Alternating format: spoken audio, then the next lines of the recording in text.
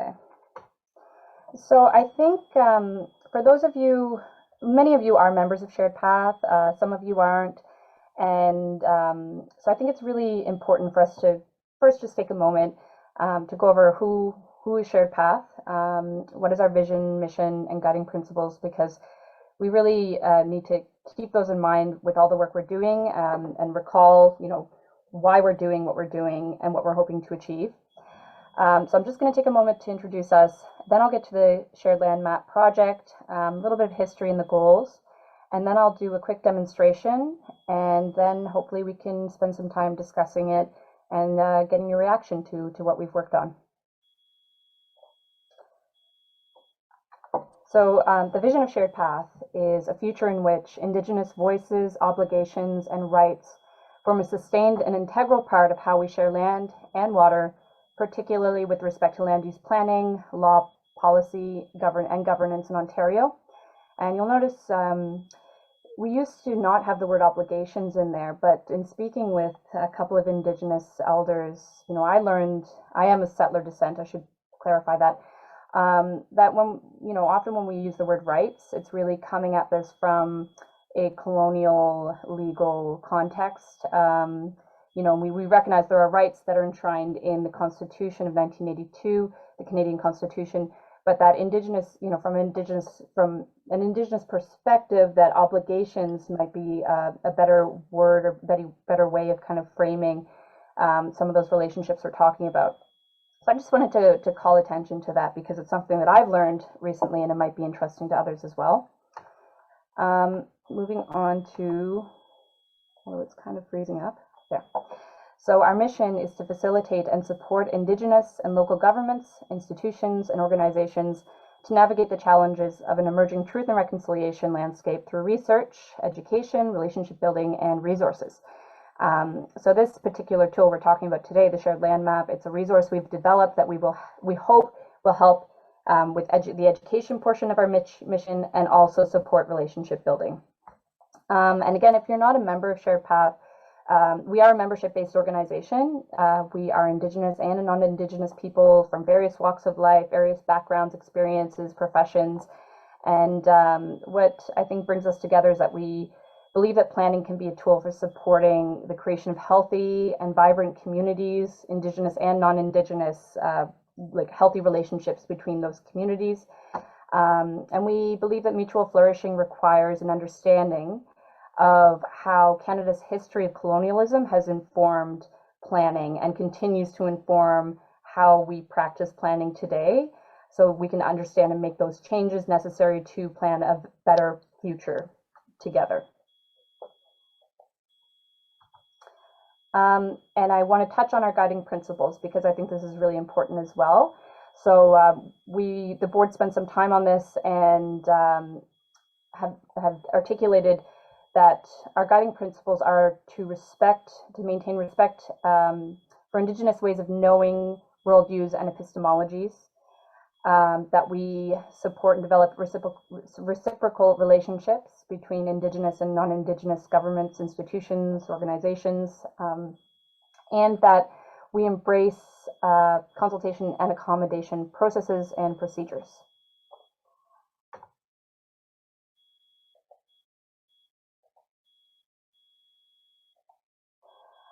So I want to briefly talk about the need we saw that spurred this project.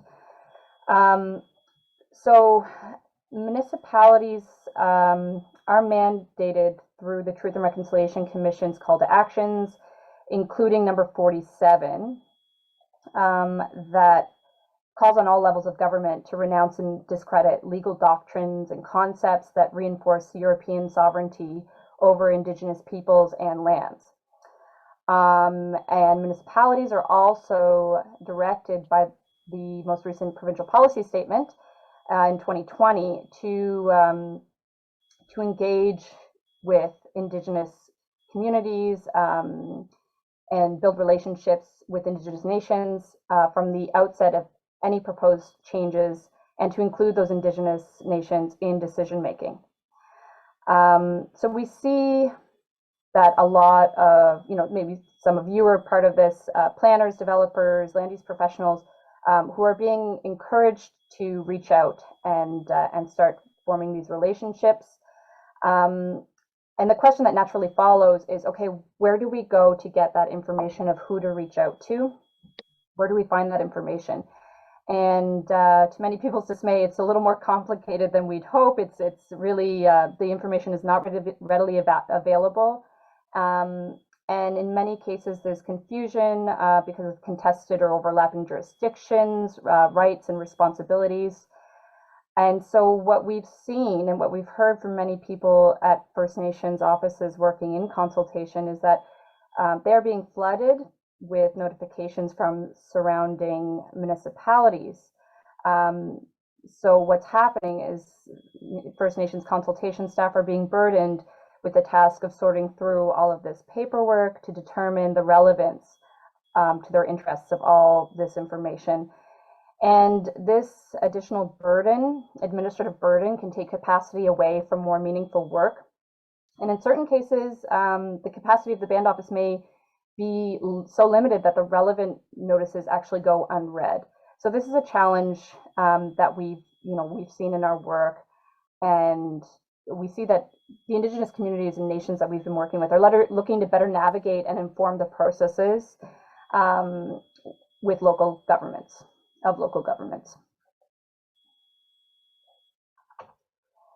Now, I wanted to also touch on the duty to consult and accommodate. This is, and talk a little bit about why proponents may also wish to use something like the shared land map. I'm not going to go deep on this, but if you'd like to take a deeper dive into the duty to consult and accommodate, we did a webinar with the Urban Land Institute back in 2020, and it's called Whose Land and Whose Law? Indigenous Land Rights, Examining the Duty to Consult and Accommodate. I can't seem to copy paste that link into the chat, but I'll do it later. So briefly, the duty to consult and accommodate is the responsibility of the Crown, shared by the federal and provincial governments.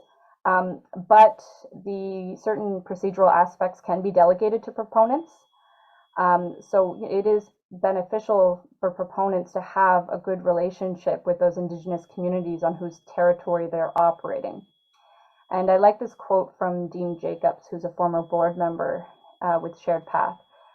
He says, "When properly carried out, the duty to consult and accommodate ensures that Aboriginal peoples have a meaningful role and voice when it comes to making decisions that have the potential to shape the fate of their communities and the lives of the generations that follow." And he says this benefits everyone, not just Aboriginal communities. Okay, so I'm just going to give you a quick background of how the shared land map came to be. So we've been getting a lot of inquiries from planners, like and asking Shared Path to kind of do that research or work to figure out who they should be speaking with. And we don't have the capacity to be constantly responding to those types of inquiries. But one of our board members was familiar with this Arizona consultation map. And that was created as part of a government-to-government toolkit, consultation toolkit in Arizona, I don't know the exact dates. And it's a relatively simple to use map that was developed with the Indigenous Nations, which they use the term tribes in the United States. And the intent, was that government agencies, the intended audience were government agencies, and the intent was that they would no longer have an excuse not to be reaching out and not to be consulting with Indigenous nations because the information was there readily available. And in speaking to those folks who put together this map, they say that it's been well used. Agencies have been reaching out to some of those nations who had never been contacted before to consult with those agencies. And again, I have a link here, which I will share later because I can't figure out how to copy paste into the chat right now. So we were talking about this map for quite a while when we were approached by the Digital for Good Tech Jam and invited to to kind of pitch a digital project, a digital solution that they could help us with over a weekend. And that was a collaboration between Capital One and Hackworks. So we pitched this idea of, okay, why don't we try this kind of consultation map in Ontario? And so they put together a team of developers, and we worked to produce a kind of prototype. And then we took that prototype to the Greenbelt Foundation, who've been a big supporter of Shared Path since 2018, and they provided a grant to continue this work. So now I'd like to just touch on the goals of this shared land map. The first is to facilitate connection and communication between land use professionals and Indigenous rights and obligations holders. One of our board members described it as kind of like having a calling card attached to certain parts of the map, just to start that conversation. And we hope that this will allow people to act on some of those policies that are existing in official plans that say we shall engage with these Indigenous nations. So allowing them to take action on those policies. And then we hope that the impact over the long term will be that Indigenous nations are part of decision making pertaining to their territories, and that this will lead to better land management for all and mutual flourishing.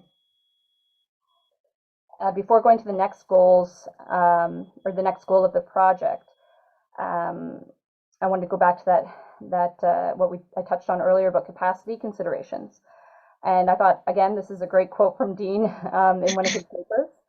And it reads, "It is important to recognize that Aboriginal groups may have resource constraints, including time, money, and people, that need to be addressed in order for information sharing to be meaningful, understandable, and accessible.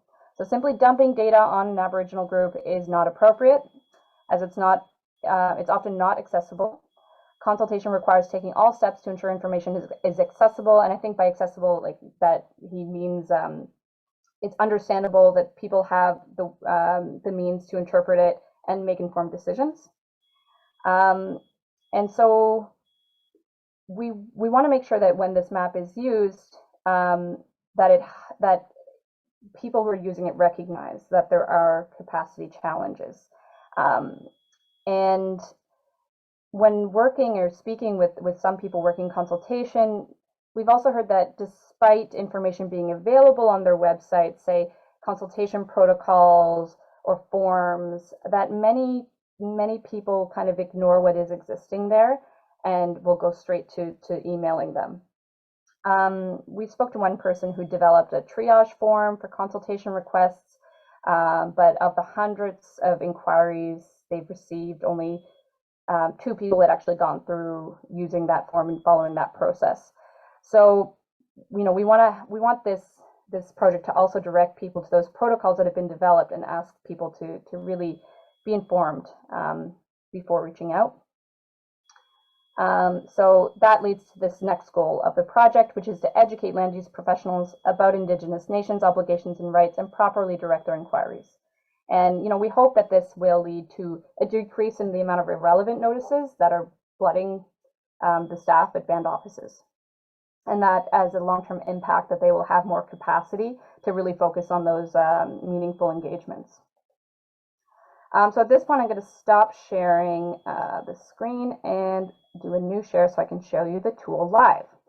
And I just hope that my internet will stay reliable and smooth through this part of the presentation. Now, if somebody could just let me know if you're seeing the shared path page. Yep, I see it, Morgan. Excellent. Yep. Thank you so much. No worries. Okay, so right now, this is not, you can't navigate to the map through the main menu. It's not officially launched. I just use this, I go directly through this web address, but we hope to launch it in October. I'll give you a little more information on that in a moment, but you'll see that there's a disclaimer at the top, and that's because participation in this project is obviously voluntary, And we're not going to create profiles or share information for nations who have not chosen to use the tool. So this is to respect the principles of OCAP, which are ownership, control, access, and possession. So each First Nation that has decided or that decides to use this map will be given their own unique login information so that they can manage their profile and the data that they wish to share. So when you see this login on the right, that's for the nations who use this map to input information. Now you'll notice, or you'll see as we go through it, that there aren't that many nations with information in here yet. We're still onboarding a lot of different people, and like I said, we hope to launch it in October. But we can't. This does not stand in for legal advice on who anyone should be engaging with or consulting and accommodating to fulfill that duty. So just that be aware of that. So on the public side, you don't need to log in. There's no fee, there's no requirement to set up a profile. We want this information to be readily available to whoever wishes to see it or use it. So to help navigate, we have a couple of layers up here. So the green belt is an important one, especially because they are funders. And we're actually going to break up this layer into the Oak Ridges Moraine, Niagara Escarpment, and Green Belt. Reserves is another important layer to kind of help you position yourself or understand who may be in a community close to you. Watersheds, and also treaties. So the reserves and treaties and watersheds, all that data is from Ontario GeoHub. And I maybe don't quote me on that, I will double check, but I'm pretty sure that all the data for those layers is from Ontario GeoHub. So that's one way you can orient yourself. You can also search for an address. And I'm just putting in my old address in Toronto, and that will kind of position you there. It doesn't zoom in, unfortunately, so you would have to go in and zoom on your own. So say this is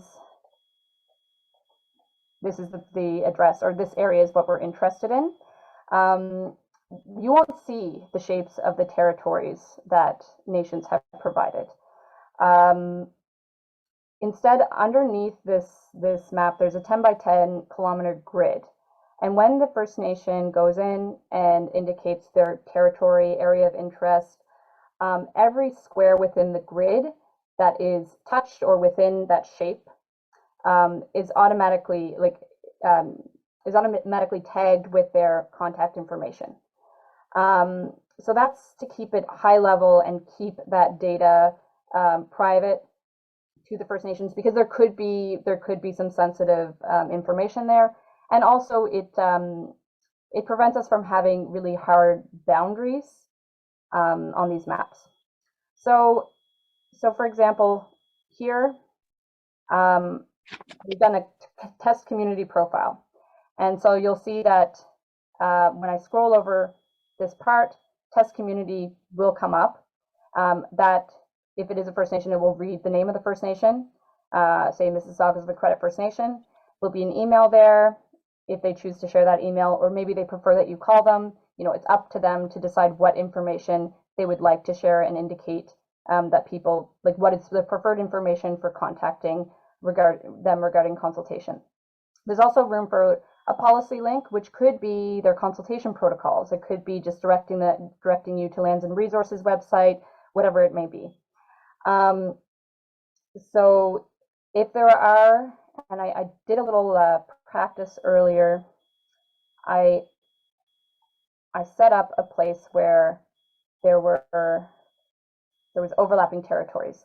So Aamjiwnaang is a nation that's currently using the map. So if I scroll to somewhere within their territory, you'll see it has the information of who to contact, but also there's the test community again. And that's because as a test, I drew a territory for this test community that overlaps with Aamjiwnaang's territory. So when you're on there, any nation whose territory that is will show up at that click with the click. We won't be playing any kind of role of arbitrator. We won't be asking First Nations to justify their interests or the specifics of their interests, because this is not a legal tool. So for now, this tool is meant to be kept as a simple jumping off point to help different groups connect and start a conversation about land use.